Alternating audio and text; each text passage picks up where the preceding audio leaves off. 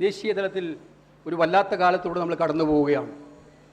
2-3 ദിവസക്കാലമായി India മുഴുവൻ നമ്മുടെ ധീരയായ നേതാവ് ഇന്ദിരാഗാന്ധിയെ ഓർമ്മിച്ചുകൊണ്ടിരിക്കുകയാണ്.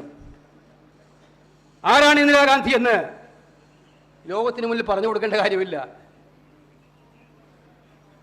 കപ്പൽപ്പടയെ അയച്ച് നമ്മളെ തോൽപ്പിക്കാമെന്ന് പറഞ്ഞപ്പോൾ ആ കപ്പൽപ്പട അറബിക്കടലിൽ നിൽക്കുകയുള്ളൂ, അത് ഇന്ത്യയിലേക്ക് കടന്നാൽ അതിൻ്റെ ദുരനുഭവങ്ങൾ അറിയേണ്ടി വരും എന്ന് പറയുന്നത്.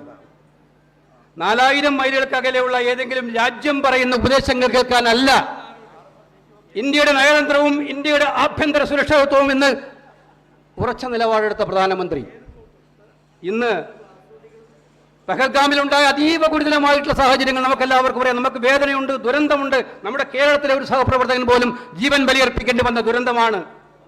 നമ്മളെല്ലാം അത് സംസാരിച്ചതാണ്. അവിടെ നമ്മുടെ സൈന്യം ശക്തമായി നടത്തിയ പോരാട്ടങ്ങളെല്ലാം ഞാൻ ബഹുമാനിക്കുന്നു. കോൺഗ്രസും ഇന്ത്യയിലെ പ്രതിപക്ഷങ്ങളും ഒറ്റക്കെട്ടായി ഗവൺമെന്റ് മുന്നിൽ നിന്നു. 2 സർവകക്ഷി യോഗങ്ങളിലും കോൺഗ്രസ് ശക്തമായ നിലപാടെടുത്തു. രാജ്യത്തിന്റെ കൂടെയാണ്, സൈന്യത്തിന്റെ കൂടെയാണ് ഇന്ത്യയിലെ കോൺഗ്രസ്, ഇന്ത്യയിലെ ഇന്ത്യ മുന്നണി. എല്ലാ പിന്തുണയും കൊടുത്തു, എല്ലാം മുന്നോട്ട് പോയി. സൈന്യം നന്നായി പോരാടി, സൈന്യത്തിനെ ഞങ്ങൾ സല്യൂട്ട് ചെയ്യുന്നു. പക്ഷെ ചോദ്യങ്ങൾ അന്തരീക്ഷത്തിൽ ഉയരുന്നുണ്ട്.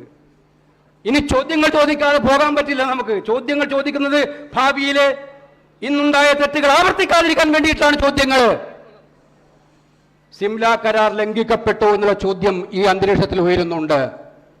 കാശ്മീരും ഇന്ത്യയും തമ്മിൽ കാശ്മീരിന് വേണ്ടി ഇന്ത്യയും പാകിസ്ഥാനും തർക്കമുണ്ടായാൽ അവിടെ 3ാം കക്ഷിയുടെ ഇടപെടൽ ഉണ്ടാകില്ല എന്നുള്ള സിംല കരാർ ലംഘിച്ചോ? ഡൊണാൾഡ് ട്രംപ് എല്ലാ ദിവസവും പ്രസ്താവന ഇറക്കിക്കൊണ്ടേയിരിക്കുകയാണ് അദ്ദേഹമാണ് ഈ പ്രശ്നത്തിൽ ഇടപെട്ടതെന്ന്. സർക്കാരിൻ്റെ ക്ലാരിഫിക്കേഷൻ ആവശ്യമുണ്ട്.